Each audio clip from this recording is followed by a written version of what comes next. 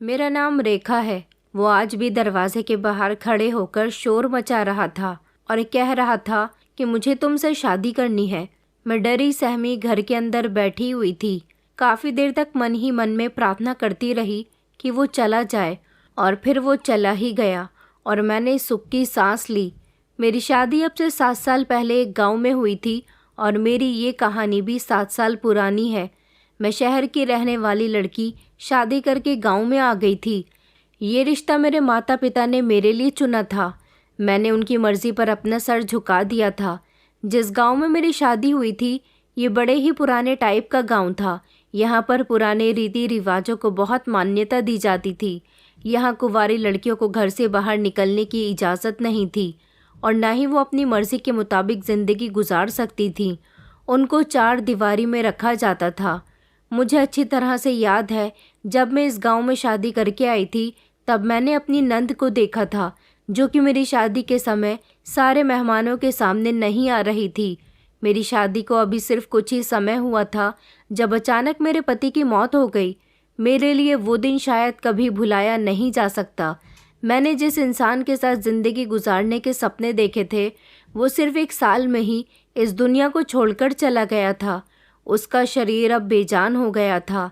मेरे पति का नाम सुखबीर था, जो कि शहर में ही नौकरी किया करता था। मेरे पिता ने उसे शहर में मेरे लिए पसंद किया था और फिर वो उनके दोस्त का बेटा भी था। मेरे ससुर जी अपनी दोस्ती को कायम रखना चाहते थे, इसलिए हम दोनों की शादी हो गई। सुखबीर की मौत बहुत जल्दी हो गई थी। मुझे नहीं पता था कि अभी मेरी शादी को 1 साल भी नहीं गुजरेगा और मैं विधवा हो जाऊंगी। सुखबीर की मौत के बाद जैसे सब कुछ बदल गया था। ऐसा लगता था जैसे मेरी ज़िंदगी कहीं रुक सी गई है। सब कुछ धीमे धीमे चल रहा है। उनकी मौत का हादसा मेरी ज़िंदगी में गूंजा और फिर सब कुछ जैसे खामोश हो गया। अचानक हार्ट अटैक की वजह से उनकी मौत हो गई, लेकिन उनकी अचानक मौत ने ही मेरी ज़िंदगी को बदल कर रख दिया था। जिस दिन मेरे पति की मौत हुई थी, लोग मुझ पर तरस खा रहे थे कि बेचारे की शादी को भी ज़्यादा समय भी नहीं हुआ और देखो ये इतनी जल्दी विधवा हो गई। मगर ये अफसोस सिर्फ वक्ती तौर पर था, क्योंकि सब लोग यहाँ से जाने के बाद अपनी अपनी ज़िंदगी में बिज़ी हो गए थे और मेरे दिन वहीं रुक गए थे। जब मेरे पति का अंतिम संस्कार कर दिया गया, तब मेरी सास ने मेरे हाथों की चूड़ियाँ तोड़ दी, मेरे माथे से सिंदूर मिटा दिया, मेरे गले से मंगलसूत्र खींच लिया गया और मेरे रंगीन कपड़े भी मेरे शरीर से उतार दिए गए। मेरी सास ने मुझे 6 सफ़ेद साड़ियाँ निकाल कर दी और कहने लगी कि अब यही तुम्हारे कपड़े हैं, सारी ज़िंदगी तुम्हें इन्हीं कपड़ों में गुजारनी है। मेरी माँ ने जब ये बात सुनी तो वो हैरान हो गई। माँ कहने लगी कि ऐसे कैसे हमारी बेटी सारी ज़िंदगी यहाँ पर गुजारेगी। हम अपनी बेटी को अपने साथ लेकर जाना चाहते हैं। हर लड़की के लिए ससुराल में रहने का सबसे बड़ा मकसद उसका पति होता है। जब उसका पति ही अब नहीं रहा तो वो यहाँ किसकी खातिर रहेगी। मैं तो बिल्कुल खामोश बैठी हुई थी, ज़मीन को घूर रही थी। मुझे कुछ भी सूझ नहीं रहा था, मुझे कुछ नहीं पता था।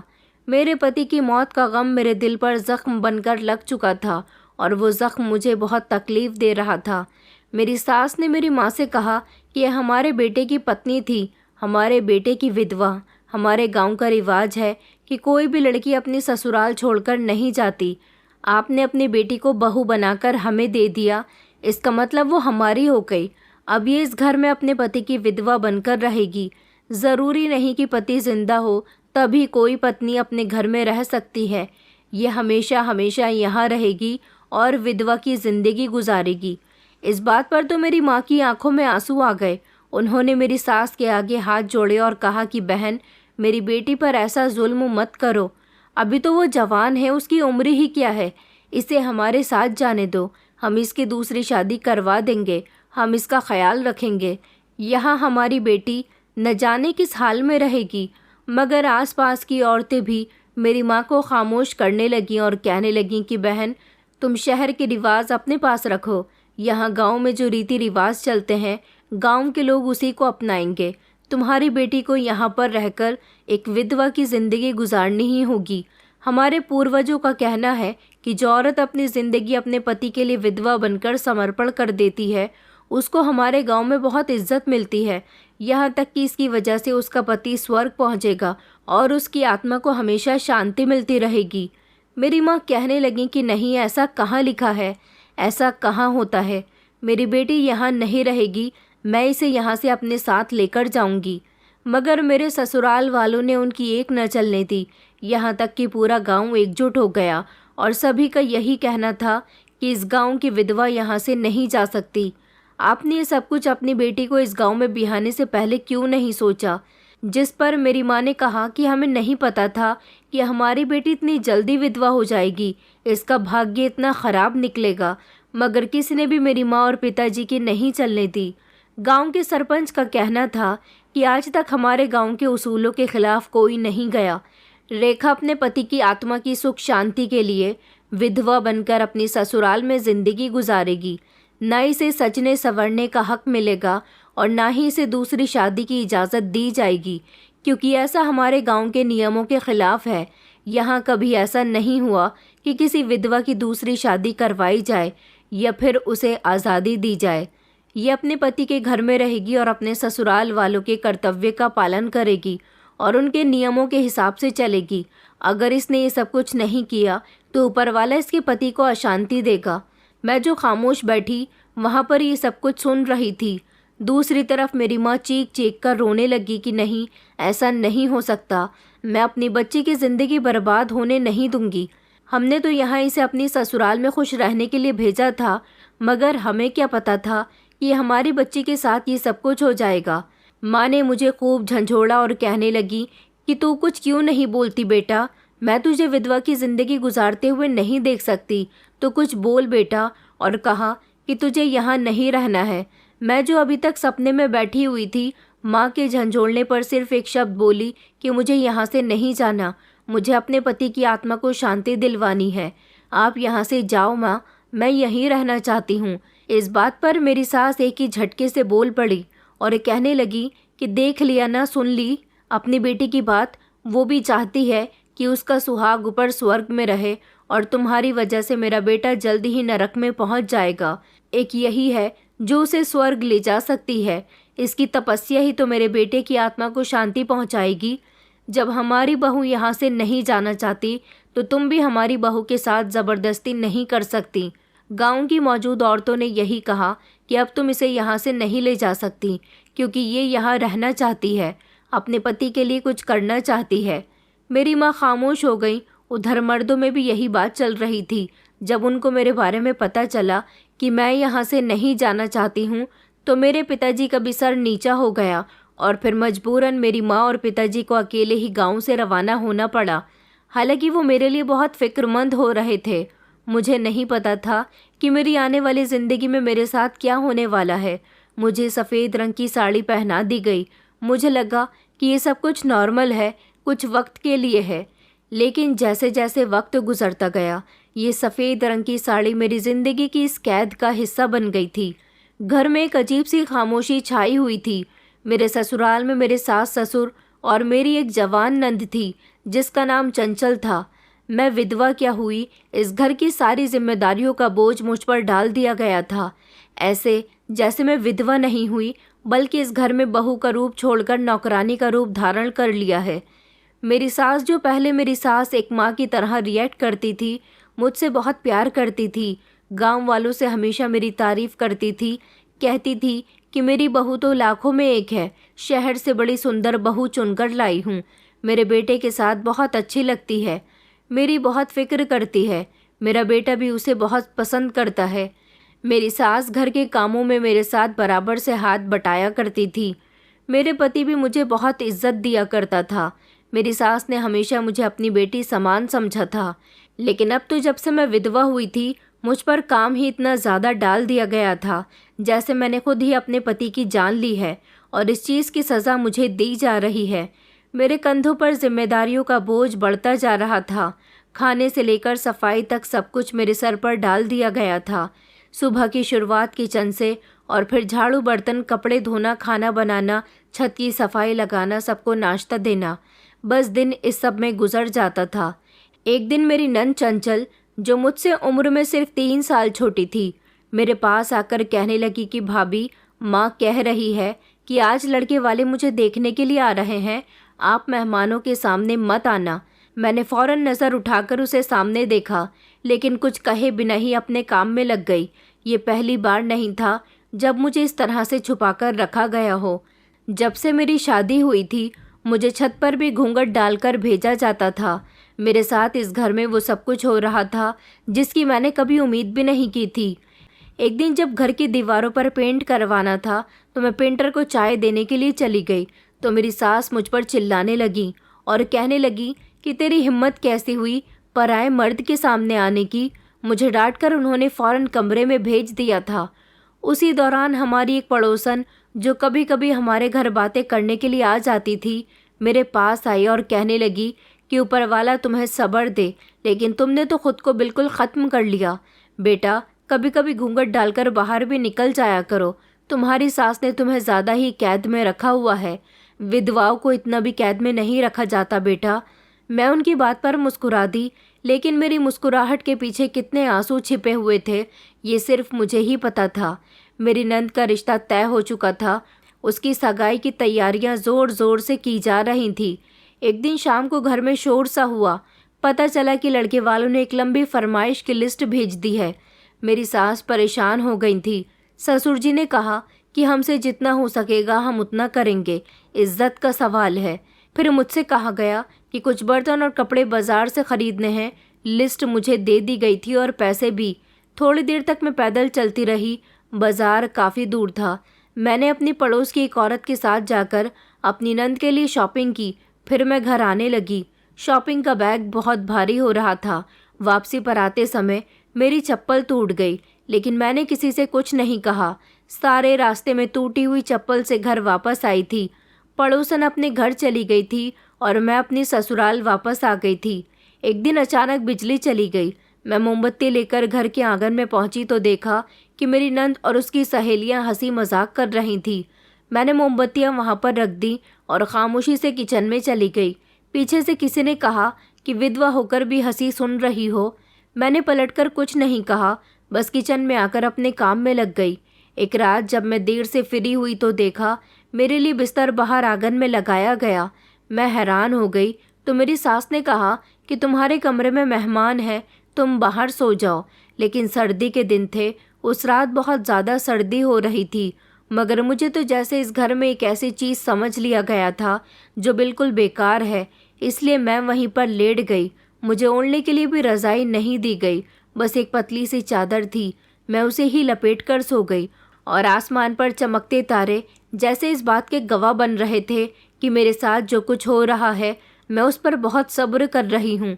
एक दिन इस गांव में मेरी एक पुरानी दोस्त आई। अभी कुछ दिन पहले उसकी भी इसी गांव में शादी हुई थी। हम दोनों बहुत पक्की सहेलियाँ थे, लेकिन शादी के बाद मैंने उससे कांटेक्ट नहीं रखा था। जब उसे पता चला कि मेरी शादी भी यहाँ हुई है तो वो फ़ौरन मुझसे मिलने के लिए आ गई। उसने कहा कि रेखा, तुम तो बिल्कुल बदल गई हो। मैंने कहा, बस नीतू, कुछ चीज़ें वक्त के साथ खुद ब खुद बदल जाती हैं। उसने मेरा हाथ पकड़कर कहा कि अच्छा तुम मेरे साथ चलो, कुछ दिन मेरे घर रहो, तुम्हें बदलाव की ज़रूरत है। मैंने अपनी नज़रें चुरा ली। मैं जानती थी कि अब मेरी जगह और मेरी जिम्मेदारियां वही हैं जिन्हें मुझे निभाना है। ये सब ज़िंदगी के वो दो रंग थे जिन्हें मैंने खामोशी से सहा। हर दिन मेरे लिए एक नया इम्तिहान होता था। मैं हर दिन एक नया ज़ख्म लेकर सोती थी, लेकिन ज़ुबान पर कभी शिकायत नहीं आई, क्योंकि मेरी माँ कहती थी कि बेटी का सब्र ही उसका जेवर होता है, और मैं वो जेवर हर रोज़ पहनकर जीती थी। चंचल की शादी की तारीख करीब आ रही थी और घर में हर तरफ खुशी के रंग बिखरे हुए थे, लेकिन मेरे हिस्से में वही पुरानी सफ़ेद साड़ी, वही किचन, वही घर के काम और वही खामोशी रह गई थी। सुबह की शुरुआत अब सिर्फ झाड़ू और बर्तन धोने से नहीं होती थी। अब तो सास ने मुझे शादी की तैयारियों के लिए दोपहर तक चूल्हे के सामने खड़े रहने के लिए कह दिया था। एक दिन मेरी सास कहने लगी कि चंचल के कपड़ों पर इस्त्री होनी है। तुम्हें कोई काम धंधा तो है नहीं, हमेशा खाली रहती हो, चलो आओ और उसके कपड़ों पर इस्त्री कर दो। मैंने खामोशी से चंचल के सारे कपड़ों पर इस्त्री करनी शुरू कर दी थी। उसकी शादी के जोड़े थे, इसलिए बहुत सारे थे। इतने बहुत सारे कपड़ों पर भारी इस्त्री से कपड़ों की सिलवटें निकालने की वजह से मेरे हाथों पर छाले पड़ गए थे। मेरे हाथ सूजने लगे थे, आंखों में नींद की कमी थी, लेकिन शिकायत नहीं कि मेरी नंद मेरे पास से गुजरी तो कहने लगी कि भाभी, आपको देखकर दिल दुखता है। मैं तो प्रार्थना करती हूँ कि कभी इस गांव की किसी औरत का सुहाग न उजड़े, कभी मेरे साथ भी ऐसा न हो, क्योंकि आपकी ज़िंदगी देखकर तो मुझे लगता है कि ऐसी ज़िंदगी से तो मौत अच्छी है। मैं फिर भी खामोश रही। उसने यही कहा कि मैं आपके लिए कुछ नहीं कर सकती। मैंने धीरे से कहा कि तुम बस खुश रहो और अपनी शादीशुदा ज़िंदगी पर ध्यान दो। भगवान तुम्हें सदा सुहागन रखे। शादी की तैयारियां तेज़ हो गई थी। हर रोज़ घर में मेहमान आ रहे थे, लेकिन मुझे अंदर ही रखा जाता था। एक दिन जब घर में डेकोरेशन वालों का शोर हुआ, मैंने दरवाजे की आड़ से झांकने की कोशिश की तो सास की आवाज़ आई कि तुम्हें ये सब देखने की कोई ज़रूरत नहीं है, तुम्हारे लिए कुछ नहीं बदलेगा। अगले दिन कुछ सामान बाजार से लाना था। मेरी सास और नंद बिजी थे। मुझे बाजार भेज दिया गया। जब मैं वहाँ से लौट रही थी तो बारिश शुरू हो गई। हाथ में 2 बड़े बड़े बैग थे और मैं भीगती हुई तेज़ी के साथ घर पहुँची। मेरे कपड़े भीग चुके थे, सर्दी से बदन कांप रहा था, लेकिन दरवाज़ा खोलते ही सास कहने लगी कि तुम्हारे कपड़ों का पानी अंदर नहीं आना चाहिए, सारा घर गंदा हो जाएगा। जल्दी से बाहर ही कपड़े निचोड़ लो और फिर अंदर आना। मैं कुछ कहे बिना ही उनकी बात पर ध्यान देते हुए अंदर चली गई थी। मेहंदी की रस्म होने से 2 दिन पहले ही घर में सारे मेहमान आने शुरू हो गए थे। मेरी सास ने मुझे हुक्म दिया था कि मैं सिर्फ अंदर के कमरे में ही रहूंगी, बाहर नहीं आऊंगी। अगर उनको कोई काम होता तो वो कहती कि बाहर आ जाओ और अपने चेहरे को घूंघट से अच्छी तरह से ढक लो, ताकि कोई तुम्हारा चेहरा न देख सके।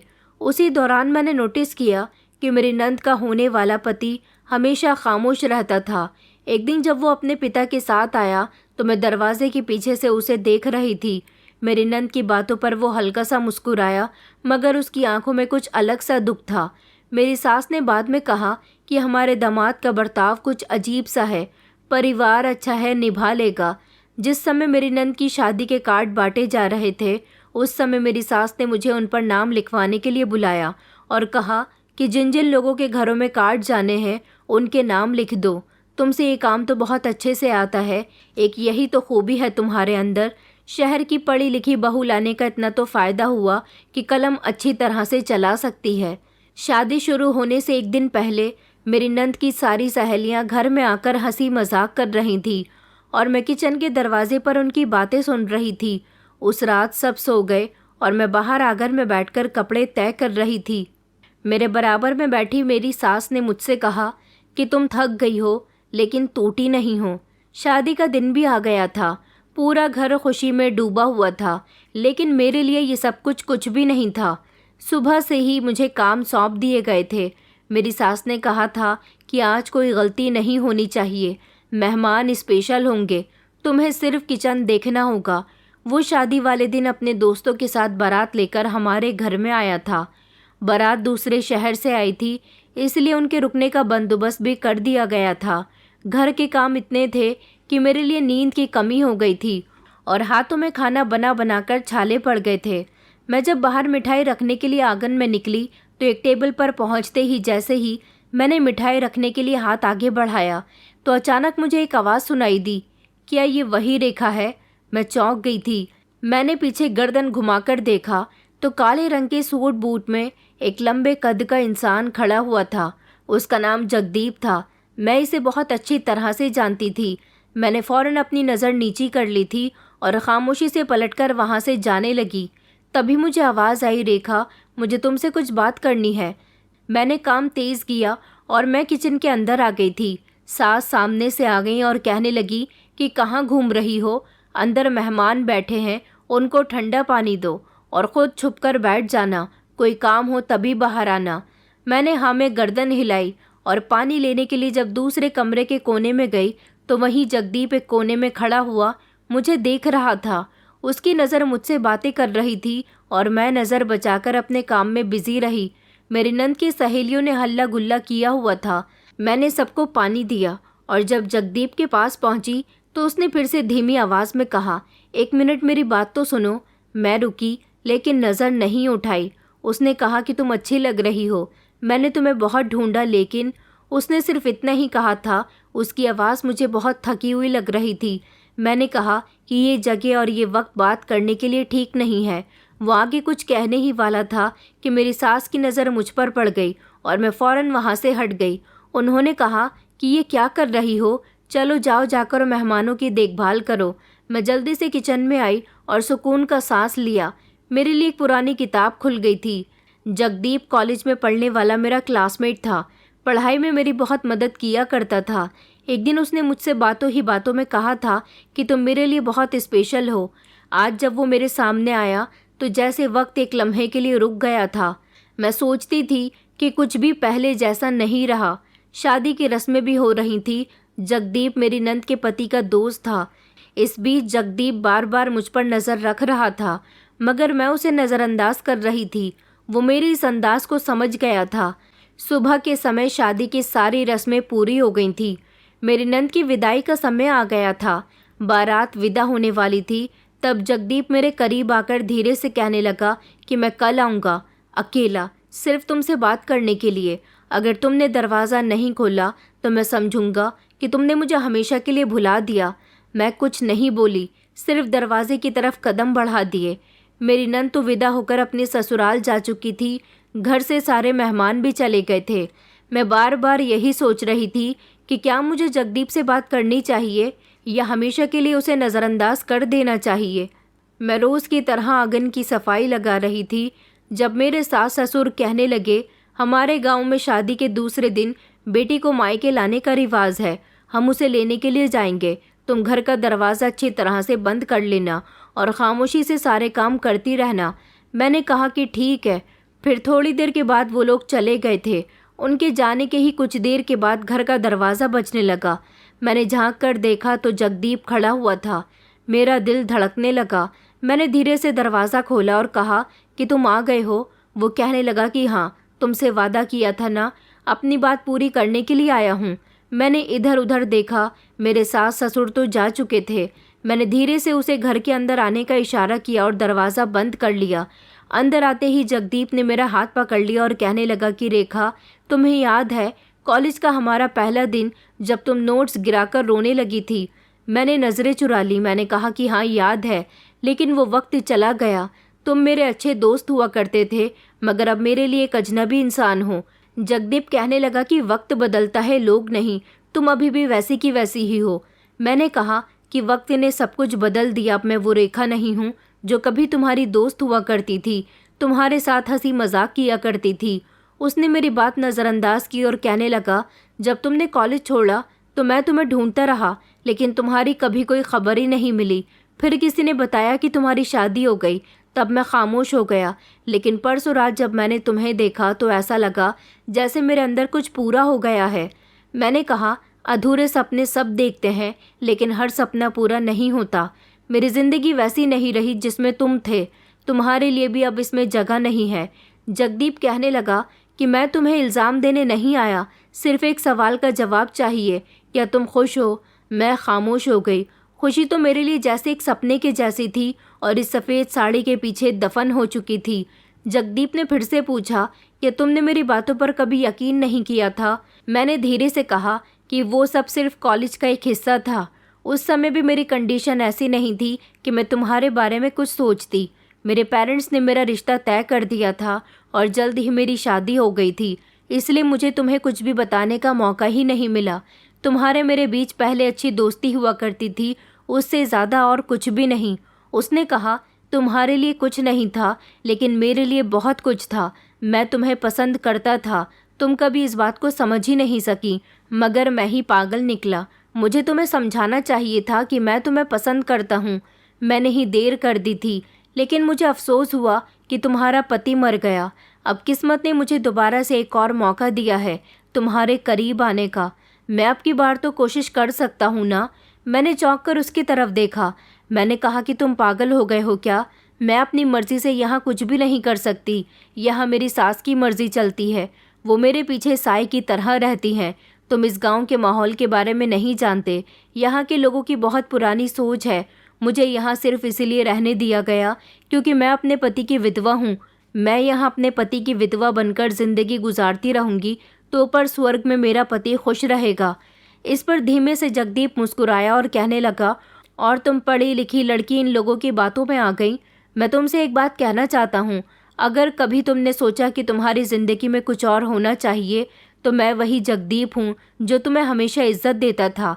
मैं तुम्हें हमेशा इज्जत दूंगा, तुम्हारे फैसले की कदर करूँगा।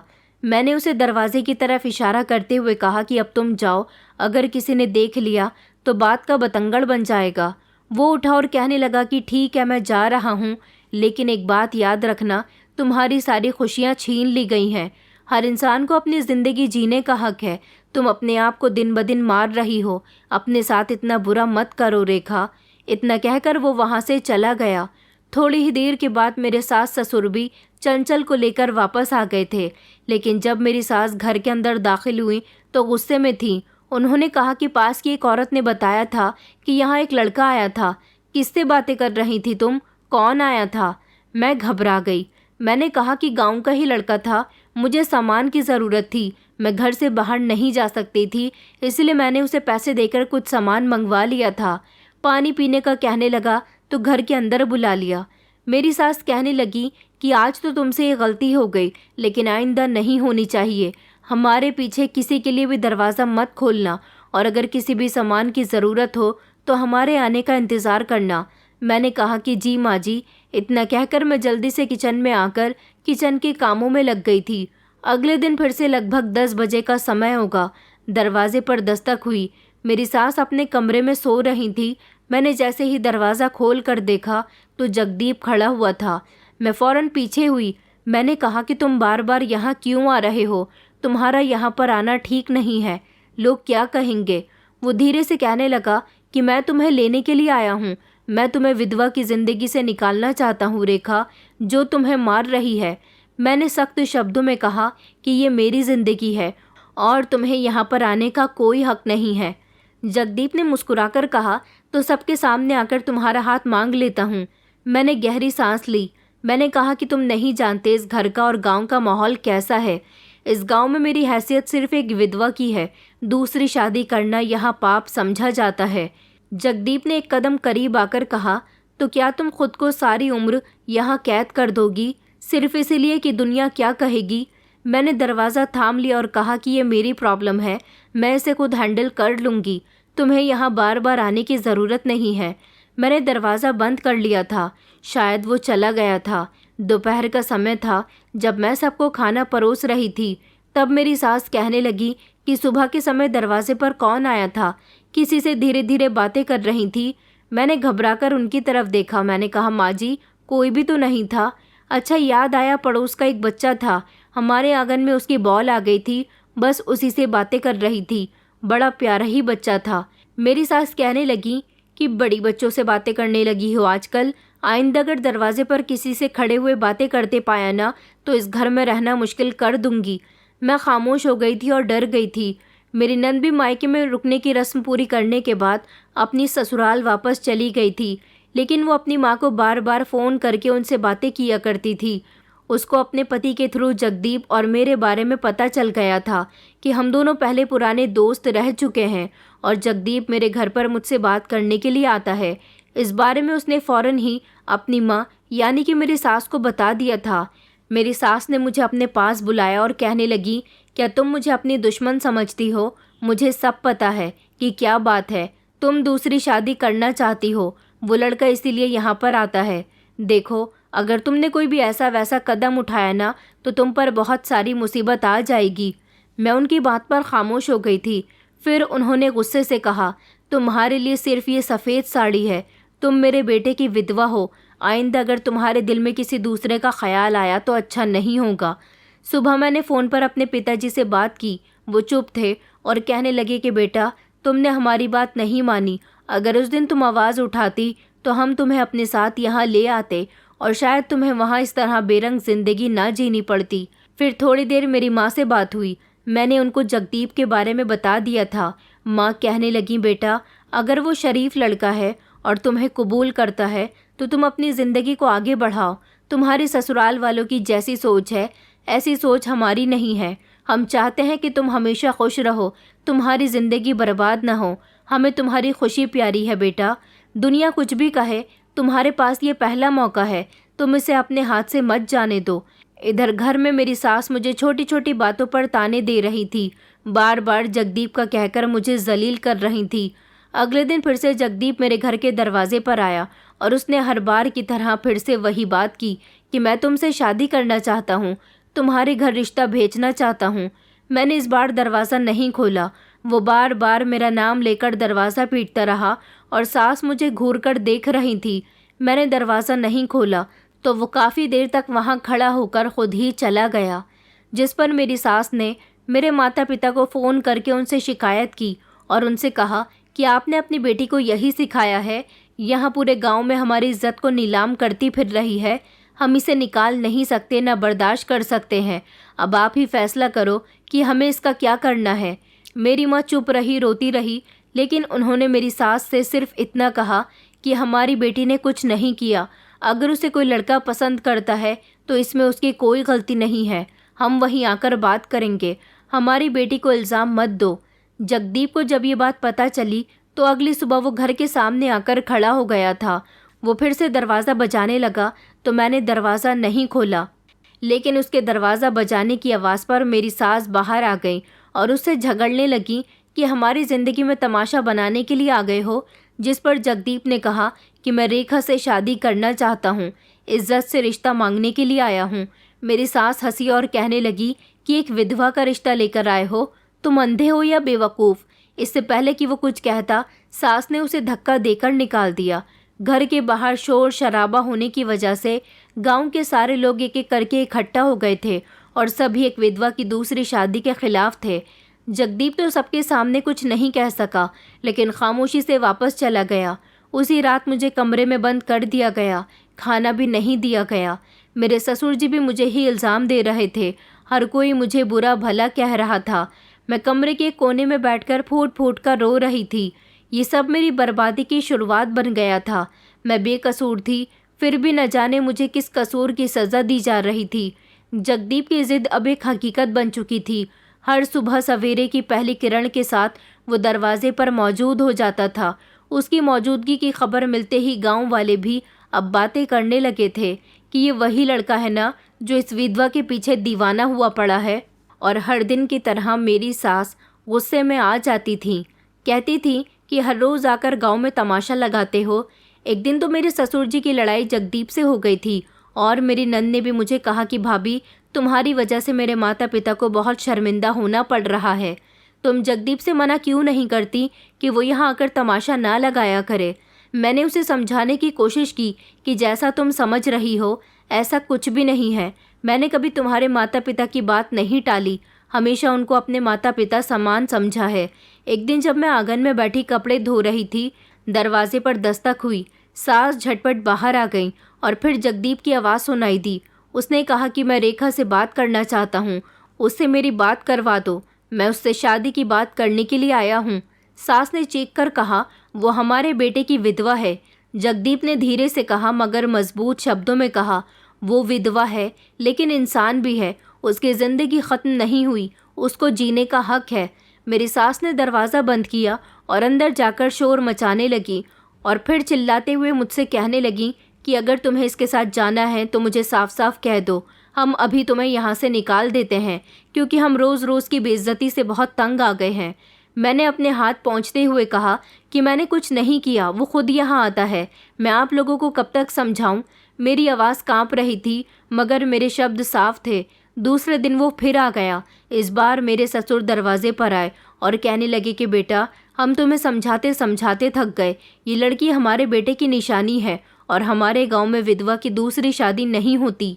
हम अपने गांव के उसूलों के खिलाफ नहीं जा सकते। जगदीप ने कहा कि यही बात मैं एक बार रेखा के मुंह से सुनना चाहता हूँ, जिस पर मेरे ससुर जी खामोश हो गए थे। उन्होंने दरवाज़ा बंद कर दिया। तीसरे दिन फिर से जगदीप आ गया। इस बार उसके साथ दरवाजे पर उसके 2 दोस्त भी आए थे। उन्होंने कहा कि रेखा को घर से बाहर निकालो।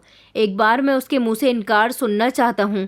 अगर उसने इनकार कर दिया तो मैं यहाँ से चला जाऊँगा, लेकिन इनकार नहीं किया तो मैं उसे अपने साथ लेकर जाऊँगा और शादी ही करूँगा। तभी मेरी सास ने मुझे कमरे में बंद कर दिया और कहने लगी कि आज तो हद ही हो गई। उन्होंने दरवाजे से झाँका और ताला लगा दिया। मैं रात भर कमरे में बंद बैठी रही। जगदीप की आवाज़ गूंजती रही कि मैं तुमसे बहुत मोहब्बत करता हूँ रेखा, और तुम्हें इज्जत से अपने साथ यहाँ से ले जाना चाहता हूँ। सिर्फ एक बार कह दो, हाँ या ना। अगली सुबह गांव के कुछ लोग दरवाजे पर इकट्ठे हो गए। मेरे ससुर जी को शर्मिंदगी का सामना करना पड़ रहा था। उन्होंने जगदीप से झगड़ना शुरू कर दिया और कहा कि ये रोज़ रोज़ का क्या तमाशा लगाते रहते हो यहाँ आकर। जगदीप की आंखों में थकन थी पर हार नहीं थी। उसी रात मेरी सास ने मुझे एक बार फिर बुलाया और कह दिया कि सुन लो, अगर तुमने उससे शादी की तो तुम हमारे लिए मर जाओगी। समझो कि हम तुम्हें तुम्हारे माता पिता के घर भी नहीं जाने देंगे। इसी गांव में रहकर दर दर की ठोकरें खानी पड़ेंगी। मैंने धीरे से कहा कि मेरी अपनी कोई मर्जी नहीं है क्या? क्या विधवा होना कोई पाप है? क्या आपके बेटे को मैंने मारा था जो आप मुझसे न जाने किस कसूर का बदला ले रही हैं? उन्होंने कहा कि तुम इस गांव की पहली विधवा नहीं हो। तुमसे पहले भी कई विधवा अपने सारे शौक मार चुकी हैं। मैं खामोश रही और दिल ही दिल में सोचती रही कि कब तक मैं अपनी ज़िंदगी को दूसरों के डर में कैद रखूंगी। सुबह का समय था और मैं किचन के चूल्हे पर सबके लिए चाय रख रही थी जब फिर से दरवाजे पर ज़ोर ज़ोर से दस्तक हुई। मेरी सास ने फ़ौरन आवाज़ दी कि देखो ज़रा, आज फिर वही तो नहीं है। मैंने अपने सर पर पल्लू रखा और धीरे से दरवाज़ा खोलने के लिए चली गई। जगदीप बाहर खड़ा हुआ था। इस बार उसकी आंखों में न नरमी थी और न ही रिक्वेस्ट। उसने दरवाज़ा थाम लिया और सख्त शब्दों में कहने लगा कि बस बहुत हो गया, अब बस करो, अपनी ज़िंदगी को दूसरों के रहम पर डालना छोड़ दो। मैंने दबे शब्दों में कहा, तुम यहाँ से चले जाओ। उसने जवाब दिया, अब मैं चुप नहीं रहूँगा, तुम्हें सच सुनना होगा। ये लोग तुम्हें कैद करके बैठे हुए हैं, तुम्हारा हक दबा रहे हैं। तुम खामोश हो, आखिर कब तक तुम खामोश रहोगी? मैंने दरवाज़ा बंद करने की कोशिश की तो उसने दरवाजे पर हाथ रख दिया और कहने लगा, मैं तब तक नहीं जाऊँगा जब तक तुम अपनी ज़ुबान से नहीं कह देती कि तुम इस घर में बहुत खुश हो और तुम्हें मुझसे शादी नहीं करनी। गुस्से से मेरी सास की आवाज़ गूंजी, आखिर किस बात का शोर हो रहा है? दरवाज़ा बंद करो और अंदर आओ। मैंने दरवाजे से पीछे हटते हुए कहा कि बस कर दो और ये सब बहुत मुश्किल है मेरे लिए। जगदीप ने आखिरी बार कहा, तुम सिर्फ एक बार आ जाओ, सिर्फ अपने दिल की सुनो। और वो पीछे मुड़ गया। दरवाज़ा बंद किया तो पीछे मेरी सास खड़ी हुई थी कि कितनी बार कहा है कि उससे बातें मत किया करो, दोबारा आया तो हम तुम्हें उसी समय घर से निकाल देंगे। मैं चुप रही, किचन में वापस अपने काम में लग गई, लेकिन दिल में हलचल थी। पहली बार किसी ने मेरे सामने खड़े होकर कहा था कि मैं चाहूँ तो सब कुछ बदल सकती हूँ। अगले दिन मेरी माँ का फ़ोन आया। वो कहने लगी कि वो लड़का तुम्हारे दरवाजे पर आता है क्या? ये सच है? मैंने अपनी माँ को सब कुछ बता दिया। माँ कहने लगी कि बस बेटा, अगर वो लड़का तुम्हारे लिए बहुत सीरियस है, तुम्हें इज्जत देने के लिए तैयार है, तो फिर हम तुम्हारी ससुराल जाकर बात करेंगे। हम तुम्हारे साथ हैं। ये सुनकर मेरी आंखों में आंसू आ गए। पहली बार किसी ने मेरी मर्जी की बात सुनी थी। दूसरे ही दिन मेरे माता पिता मेरे ससुराल पहुंच चुके थे। अपने साथ पुलिस को लेकर आए थे और साथ ही उन्होंने जगदीप को भी बुला लिया था। पुलिस के आ जाने से पूरे गांव में हड़कंप मच गया था। यहाँ तक कि अब की बार तो सरपंच जी भी आ गए थे।